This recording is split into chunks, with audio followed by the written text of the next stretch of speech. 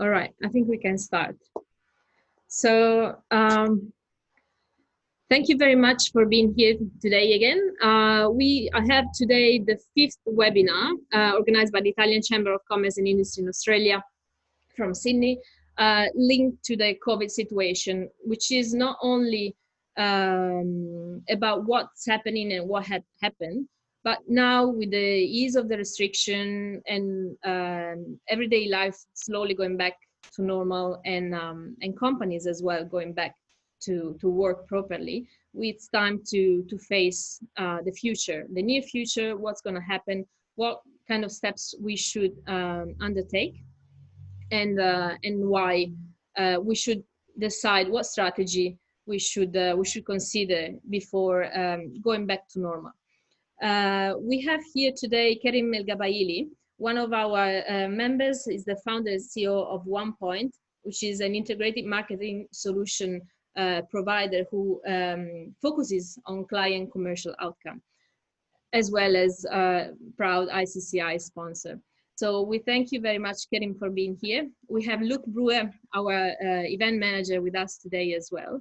And I will leave you the word to explain a little bit how this webinar will work and what kind of topics we will go through. Thanks a lot for being here. Hi, everyone. So we're here today to discuss how we can optimize digital areas of in communications to increase in the areas of sales and marketing, to increase growth in unprecedented times. So we're in this situation now, and all of us really don't know what's going to happen next. So we need to sort of safeguard how we can, our businesses in some way. So Kerim today is going to explain what companies have done in the past, what they've done in past recessions, and how we can use sales and marketing to increase growth. Throughout the webinar, we will also have polls at different times where it'll be a great way for us to see what companies are present with us and what aspects of sales and marketing we are currently using. And that way we can also, target and better tailor to today's webinar. So I'll leave the floor now to Kerim, who will explain this to us. Thank you, Raquel, and thank you, Luke. Welcome to everybody. I will go to the screen share now, so we can put the keynote up. So just bear with me a moment.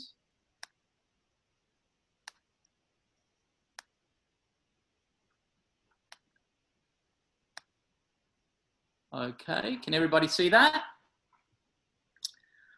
Okay, so business strategies during an economic slowdown.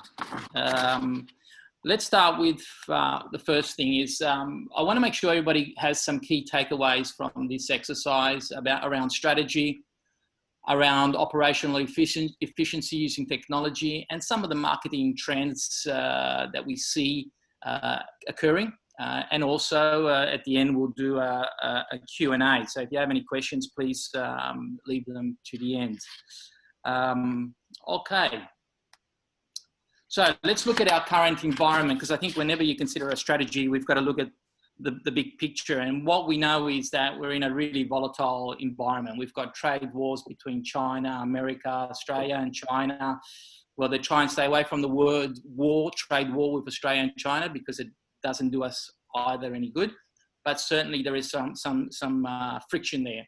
We've got an interesting period in time. We've got a transition of global powers. We've got a Cold War going on. We've got rising unemployment globally. We've got unpredictable short-term markets, and we've got unpredictable politics. But amongst all that, I honestly believe that in the next 10 years, we will see the greatest amount of wealth ever being created. And the reason I believe that is because in the last 30 years, China took 300 million people from poverty into the middle class, created a massive market. And I think they will do the same in the next 10 years, which will create a massive middle class in China that will spur on global growth. So that's kind of a little bit our current environment as I see it. Some of the content that I'll be sharing with you, and there isn't a lot of content around how to deal or what strategies to implement during a recession, but this one came from Harvard University. And just to keep it in context, it's in the US market, and it was developed after the global financial crisis, which they called the Great Recession. So we'll proceed. And as the old saying goes, great leaders know how to fight the war, often decides whether they win the peace. So really what you're doing during these troubled times will determine how we, as a business, come out of the recession. And the report says that they really break down into 4 key categories: prevention-focused companies, promotion-focused companies, pragmatic companies, and the progressive companies. So if we look at the prevention-focused companies, which is really the most, it's the knee-jerk reaction, if you like, for want of a better words. They cut costs quickly and deeply. They make primarily defensive moves. They're more concerned about losses, and they want to minimize any downside risks. At the end of the recession in the US, these companies' results are that they had 6% growth in sales, 4% in profit, compared to the progressive companies who ended up with 13% increase in sales and 12% increase in profits. So post-recession profits from prevention-focused companies typically rose by 600 million, whereas for the progressive companies only increased by, for the progressive companies, they increased by 6.6 billion. Significant difference.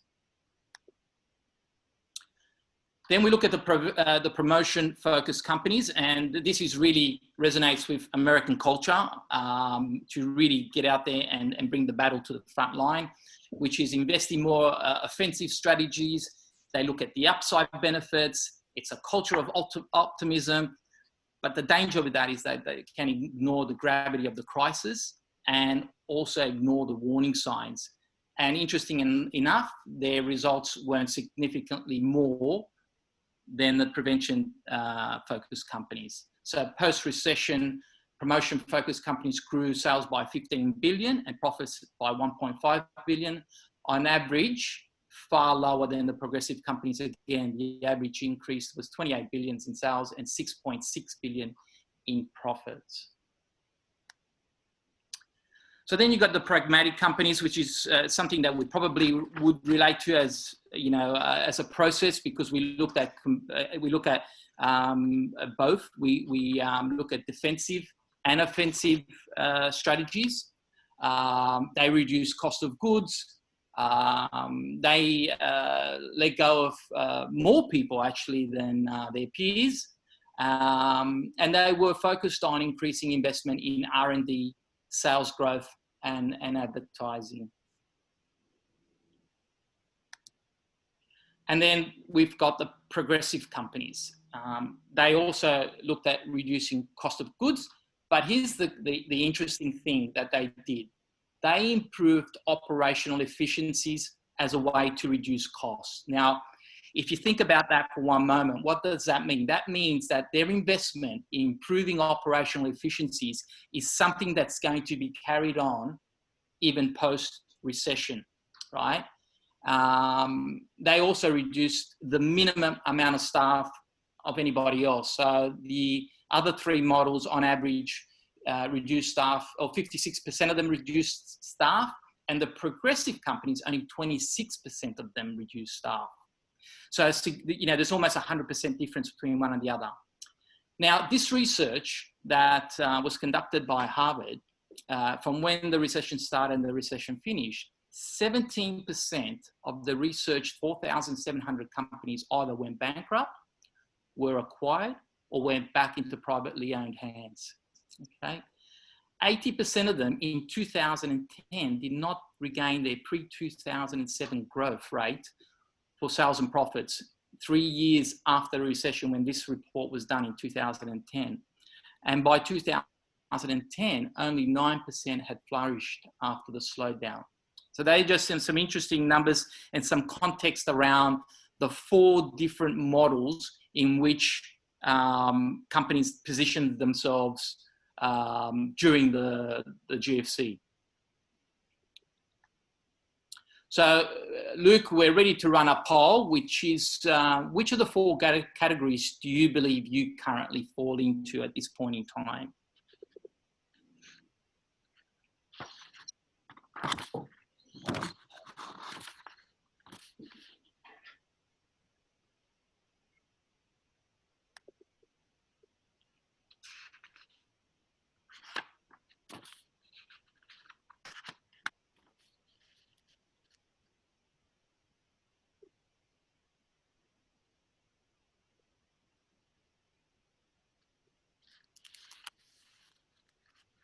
Has everybody responded to the poll, Luke?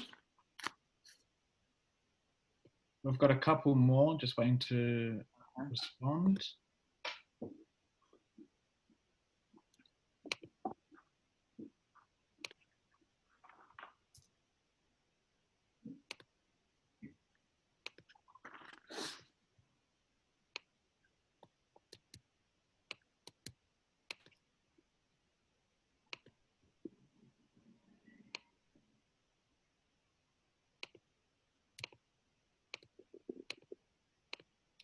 We good?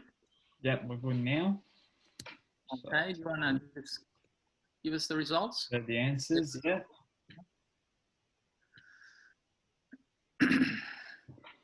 Just sharing them now, guys.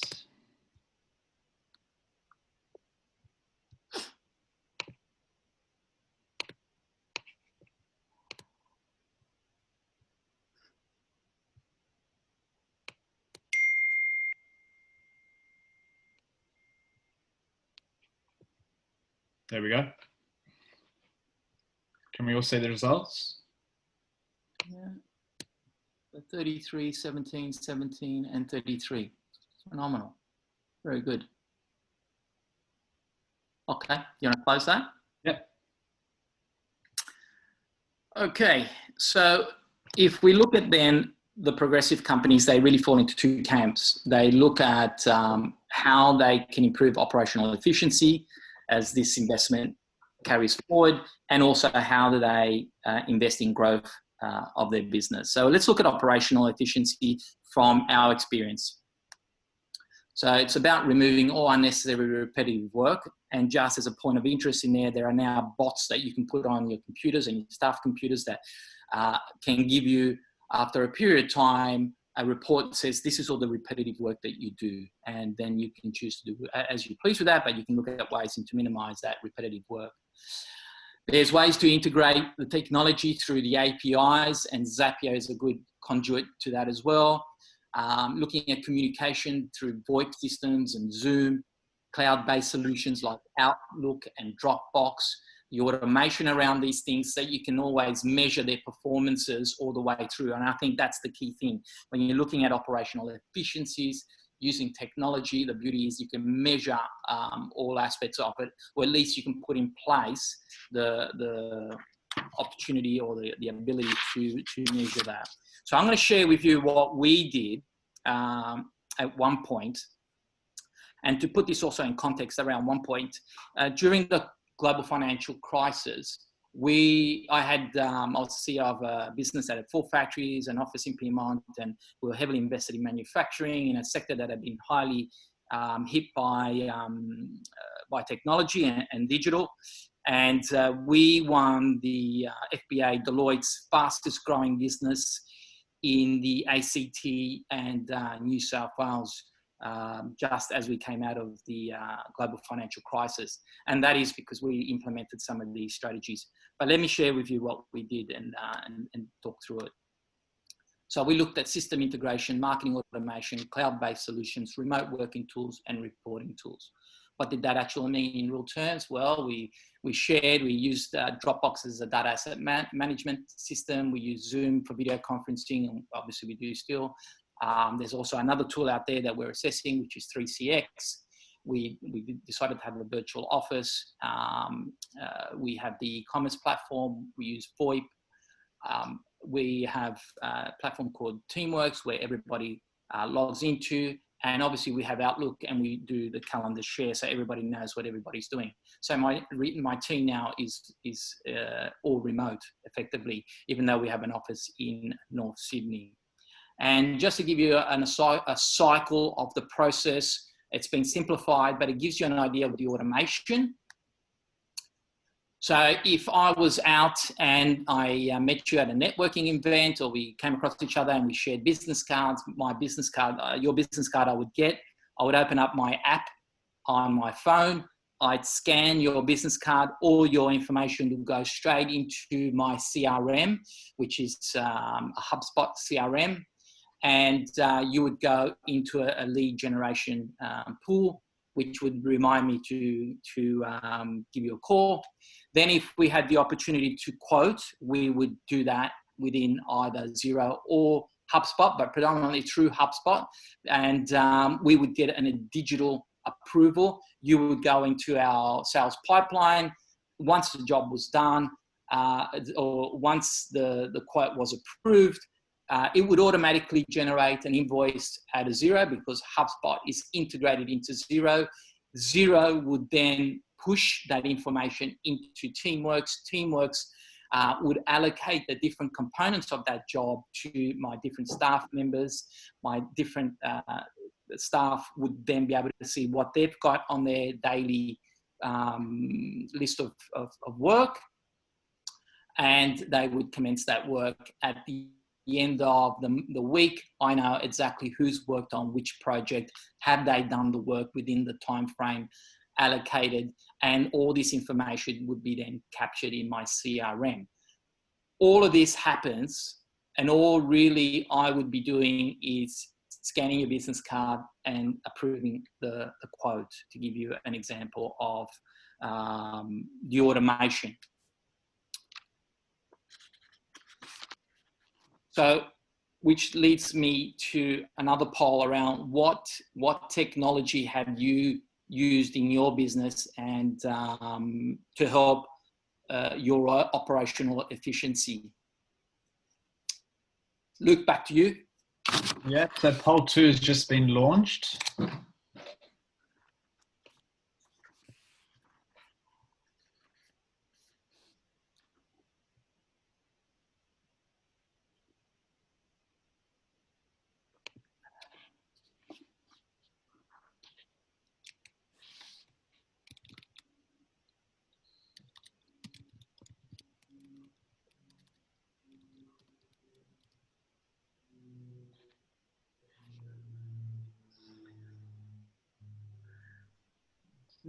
Waiting for a couple more.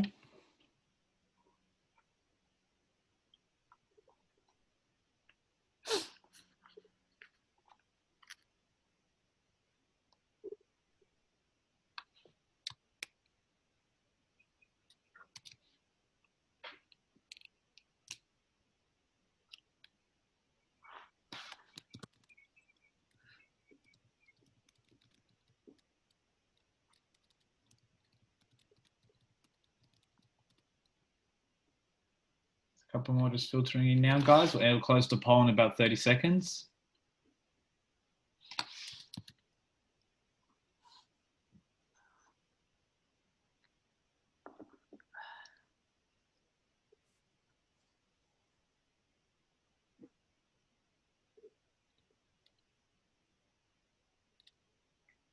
Okay, we'll just close the poll now.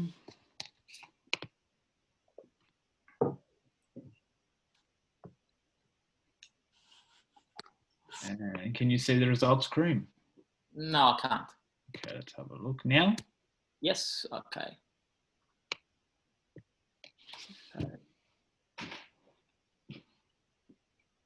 Okay, all right, lovely. Okay, so if we then take into consideration the progressive focused companies, they did that, they worked on operationally how they can improve their processes, then they also looked at the growth component of their business. So if we move on to, okay, sales and marketing and the key considerations that, that I've listed are, first thing I would be looking to do is looking at the 20% of the business or clients that give you 80% of work. So we focus on the right profiles. Secondly, one of the things that we're going to look at is where is the market? Where are they, have the trends changed recently? And they have, and I'll share some graphs with you. Can I automate this and keep costs down? And we're going to address that. And thirdly, can I measure this so I can see my ROI? And I'll give you an example of exactly how that can be done as well. So the answer is yes to all the above points. So the first one is, who is the 20% that gives me 80% of my work? So the way we would approach that is through creating personas, setting up a CRM, and creating personas and profiles. So we would be looking to answer certain questions so we can get a very deep understanding of who we're talking to. So what's the background? What's their demographics? What's their identifiers? What are their goals? And what are their challenges? What can we do to help them with those two key things? What are the real quotes around that they're sharing on social media platforms? What are the common objections that they're getting? And what is the marketing message that we would send to them, and what would be our elevator pitch that would resonate with their needs, with their goals, and with their challenges? And that's how we would start at a very high level, creating an understanding of the audience that we want to pursue. Because one of the things about getting an ROI and about tracking performance is being very clear about what are your commercial outcomes that you're looking for, and but more importantly, who are the people that you want to talk to. It helps in buying the right database. It helps in shaping your product. It helps you in hiring the right people. So it really creates focus and clarity by having a clear understanding of who the personas are that you're targeting. So where is the market? I'm going to share some graphs with you which shows that the trends in the social and digital audience. So first one is total number of active social media users globally is 3.8 billion people. So that's a good share of humanity, 49%. And the growth is just under 10% per annum. So it's growing still very strongly. And 3.75, being socially active on their digital platforms, predominantly on their mobile phones, and the penetration on mobile phones of people who are socially active is 99%. So you can see there are three very strong trends. One is how many people, two is the growth, and third is what devices they're on. Then if we go a little bit more granular and we look at which social platforms, Facebook is still beating everybody at 2.4, nearly 2.5 billion people. YouTube coming very close behind. And I think what's holding YouTube back is that creating content for it is a little bit more complex. But in time, as people become better at it and more confident, we'll see YouTube really challenge Facebook. And then you can see all the other social media platforms all the way down to Pinterest.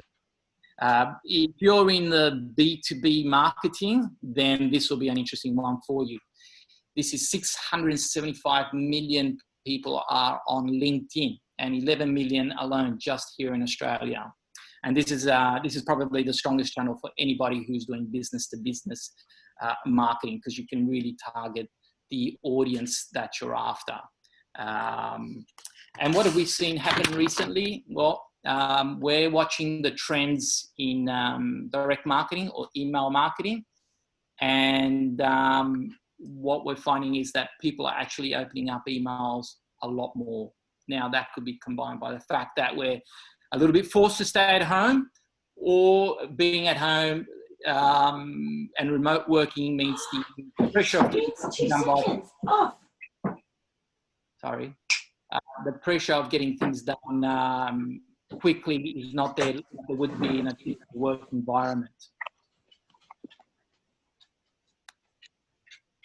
So can I automate this and keep costs down? So the way to do this is by using marketing automation platforms. And marketing automation tools will help design and manage the customer journey. Marketing automation will extend into sales process. So that way you can follow the lead all the way through to the end. Marketing automation platforms will also track the performance of your media, and I'll give you an example of that. so you can see how your investment is tracked. And marketing automation, my belief is that marketing automation platforms, along with artificial intelligence is going to skyrocket companies to the front over the next 3 years as AI becomes even more sophisticated, and will support the automation of your communication. So there's a little bit of can I measure this so I can see my ROI? Absolutely. But just before we get there, we start to think about what do we need to do to have a proper account-based marketing tool. One of them is, as I mentioned before, it's really important to be clear about what are the commercial goals of the organization. And if we said, for example, we need to grow by 20%. So what does that mean in sales? Does that mean we need 300 clients that spend $50,000 each per year? Then you need to know what are the profiles we're going after. You know, it could be an SME business with more than 200 staff. What's the customer journey that we're going to design so we can track the process of converting the clients over? And then looking at what's the advertising strategy, what channels are we going to choose to reach our audience. So to give you an example of a marketing or an example of a customer journey, we have one here where the cycle typically is you need to create awareness so people know you exist. Then they have considerations. Then there's the acquisition stage. There's the servicing stage. And then is how do we build loyalty around that? We can bring to the client to the point of referral, which is the best type of business you can possibly acquire. But that's an example of a customer journey map, and those are examples of touch points. The great thing about having something like this mapped out is you can quickly identify if there's a bottleneck, where you're losing traction, where you're losing engagement with your audience, and you have the ability to fine tune and improve all the way through. So if you're looking to identify what's my ROI on my advertising spend, this is a simplified version, but we're currently doing something similar for a particular client of ours, actually for a few clients of ours. But let's say we spend $500 or $1,000 on LinkedIn, $1,000 on Facebook. We run an EDM campaign to all our customer base, maybe even an acquired database. We spent $1,000 on Google, $1,000 on SEO, and $1,000 on radio. We would drive all the audience to a landing page. On that landing page, what we found is typically people have one question there, one button to push. We found having more than one, preferably three, increased engagement a lot more. But more importantly, as they click the buttons and they answered a couple of questions and gave us their details on a registration page, which is also connected to an automation platform, what happens is the leads are then pushed to the sales team, and we measure where the lead came from. So we can determine how many clients came through from LinkedIn, went to the landing page, went to sales, and what we converted then after engagement with the sales team, of course.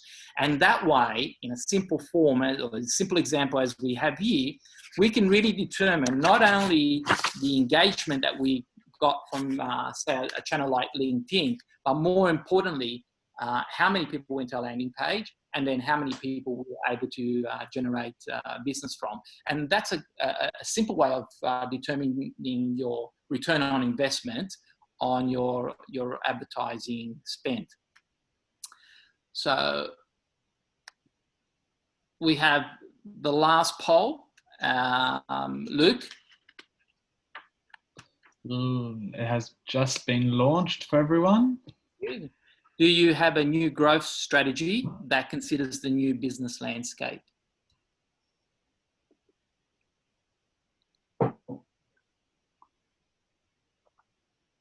So the results slowly coming in, that's it.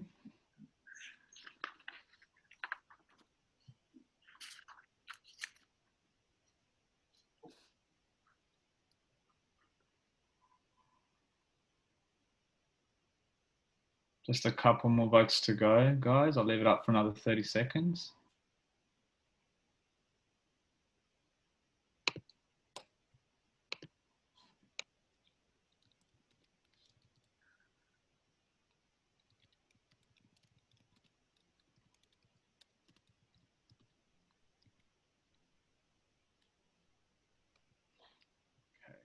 Stop. Karim, can you see the results? Yes. Okay. Very good. Okay. Beautiful. We can close that. So just to summarize that, back to the key takeaways. So as far as strategy, I think that to get everybody to think like a progressive company is important. Operational efficiency, there are multiple opportunities by integrating the technology that you have and choosing technology to fill the gaps and improve the workflow of an organization is clear. And marketing trends, invest intelligently in growth for the future today because it'll pay off dividends once we come out of this. I do believe it's going to be a bit of a long, drawn-out process before we get out of this, because history tells us that every time we have a deep drop, the recovery period takes a little bit longer. Nevertheless, we can move on to Q&A. So if there's any questions out there. We encourage all our listeners and attendees to ask questions via the Q&A option or via the chat. We've had a couple come in, Karim. First was, does it take long to set up a marketing automation tool, and who and what is usually involved? So a marketing automation platform, let's say I'm going to use HubSpot as an example because we're very familiar and we're partners with them. It depends on, you know, how far do you want to go with it, because it is a broad tool. But to set up initially with the CRM, you know, it can take a couple of weeks. Developing the personas and the profiles may take a little bit longer, and then categorizing everybody correctly will take an investment of time as well. But the key people that I would say are important in the process would have to be the sales and marketing team. Potentially, I always like to bring the CFO in, because once you get them on board and they understand the ROI, they're more likely to support the process. And obviously the CEO or the leadership team, because they can see how the investment in this process will open up a different way to approach the market. So CFO, Chief Marketing Officer, CEO, you know, the executive sphere or the frontline team is the people that I would recommend. As far as time, I would allow yourself probably 1 to 3 months, depending on how much time you really want to dedicate to it. Okay. And a lot of this topic is, you know, how to also integrate technology into our workforce and into how we use technology. So in your aspect, do you believe many people will return back to the office, or do you see an uptake in people working remotely and working from their homes? I think we will never go back to how we were before. Every time we have, you know, massive change, you know, it's like an elastic. Once you stretch it, it'll never go back to the same shape. I think that's the same case from now. People have worked remotely, and there's been an investment in that remote working environment by many companies. They've probably assessed whether productivity has suffered or not. Our experience is our productivity went up. And I think that the opportunities that remote working provide is not only lifestyle for the person working remotely, but also the opportunity to think about now, for example, if you find a candidate for a role that is perfect, but it happens to live in, if you're a Sydney-based company, I'm assuming, you know, they happen to live in Coffs Harbour, the idea of saying no immediately is now gone, because you can think, you know what, that person fits my team perfectly. Yes, they are in Coffs Harbour, but, you know, we've got the infrastructure and the ability to, you know, have them do their role effectively and efficiently. So these opportunities are not going to be opportunities that I think employers are going to walk away too quickly from. And the flip side also is, now if you've got, you know, 50, 60, 100 people working in your office, you're starting to think, well, you know, if 20 or 30% of them worked from home, do I really need an office this big? Can I reduce my costs? And if I can reduce my costs and make 20, 30% of my staff happier and more productive, it's a no-brainer. So I don't think we're ever going to go back to it. Yeah, there's a couple of articles, this week that have been released, regarding corporates and the idea of, do they need those big office spaces anymore in, your major cities, and the cost that's associated to that. So I guess if they can save cost in leasing, they can even put it towards other aspects of their business, such as, what we've talked about today. Absolutely. And there's another question I can see has come through our Q&A section regarding personas. And it goes, do you have any tools or guides to help businesses or, and individuals to develop these personas? Yes, we developed a tool that we share with our clients that takes them through a step-by-step process that they can do themselves, or certainly reach out to us for help to develop the personas for their business. So yes, we do have a tool, a very good tool, by the way, as well. Okay. I think, as I can see, there's no more. I'm just going to check out Facebook page. I encourage all our participants, as we're also live on Facebook, and we've got people viewing in on Facebook too. So if anyone has any questions to ask, you can also ask via our comments section on our Facebook page.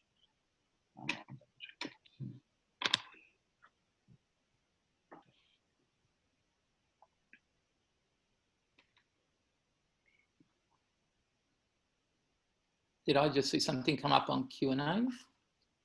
Yeah, just now. Can you see it, Kareem? Since when will since we will utilize more technology, how can we protect our data from cybersecurity perspectives?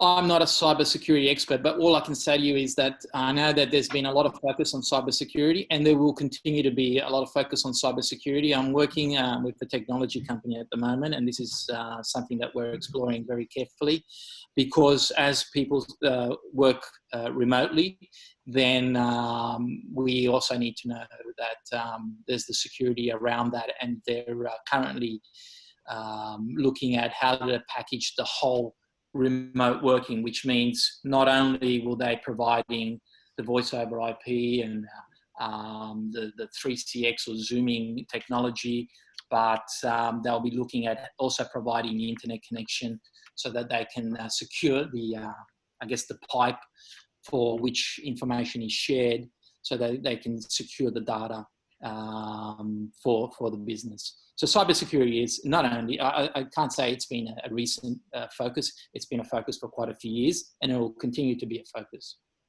And on that topic, yesterday we had a forum with the Australian European Business Council, and when they were discussing free trade agreements, they brought up the fact that one of the chapters for the free trade agreement between Australia and Europe is the idea of security and how to ensure we protect the security, cybersecurity and all this. And they said that will be one of the last chapters that will be closed, because it's a topic that it's incredibly difficult, and it's everyone has obviously concerns in that arena. So it's interesting to see that this topic is talked about in every aspect, I think, of our businesses at the moment. Absolutely, and we've seen recently there's a couple of businesses that have been hit by breach of security recently here in Australia. So the reason I say it's an ongoing concern, because every time let's say you create a patch or you create some sort of security system around a hole that they've been able to get through, I think they will continue to look at other weak points to penetrate. So it will be an ongoing process. It's not one that I could see ending anytime soon. Correct. I can't see any more questions coming through. If participants or any of our listeners on Facebook do have any other questions, we encourage you to just make a comment on our Facebook page, and we can pass those comments on to Kareem. I'm sure Kareem will make available through the chamber this presentation. Actually, I've just had one come through now. Kareem, what is the average cost that a companies should look at for automation? Oh, look, that's a very broad question. My experience is that automation, if we're talking about technology automation, it's becoming more affordable every day. Why? Because a lot of the technology have very sophisticated APIs that are easy to plug into. For example, when we looked at integrating Xero to Teamworks, it's simply the automation or the integration capabilities were already built into the software. And we're seeing more and more of that being available. There are great tools like Zapier, which when the APIs are not there or haven't been designed to talk to each other, Zapier makes a good plugin that will bridge that. So when you look at costings, it depends on how many different, I guess, apps you're connecting up or platforms like Xero or Teamwork and HubSpot and so forth. And secondly, do they all have that ability to plug into each other, or do you need to implement Zapier to help to assist that? But when you look at costs, the costs have come down significantly. I don't want to put a number around it, but it's not an unbearable cost. Okay, that's good to know. I'll just double check so anything else coming through. As I was saying before, guys, if this recording will be available on our Facebook page. So if you have any other questions, please leave a comment, and we will share them with Karim. I'm sure Karim will share this presentation with the chamber, which we will be happy to share to all participants listening today, and then also share Karim's contact details. So if you have any other questions regarding automation, regarding growth via sales and marketing, please feel free to contact him. We'll make his details available. And this recording will also stay on the Chamber's Facebook page. So if you need ever to refer back to it, it will always be there. If there's no other questions, I will thank Karim for his time with us today. Karim, do you have any other last comments you want to leave our panelists with? Yes, one last thing, and that is, yes, if anybody wants the tool for developing the personas, by all means, send me an email. And actually, I'll just go, there we go. And for the people who came into the webinar, we'll also offer free assistance in setting up a CRM in HubSpot, which, by the way, is for free in HubSpot as well. So by all means, reach out to me, and we'll give you all a free e-hug, because we've all been tied up at home and probably missing one. So thank you very much from my end, and back to you guys. Thank you, Karim, and thank you for our participants. The Chamber will continue to bring more webinars, moving away from the crisis, and see how we can better mitigate and manage this situation, and as always, to increase growth within our businesses and in productivity. So there will be more. Stay tuned via our Facebook pages, our LinkedIn, and our emails and our other marketing methods. Thank you, Karim, and thank you for our participants, and I wish you all a very pleasant afternoon. Thank you all. Thank you. Thank you.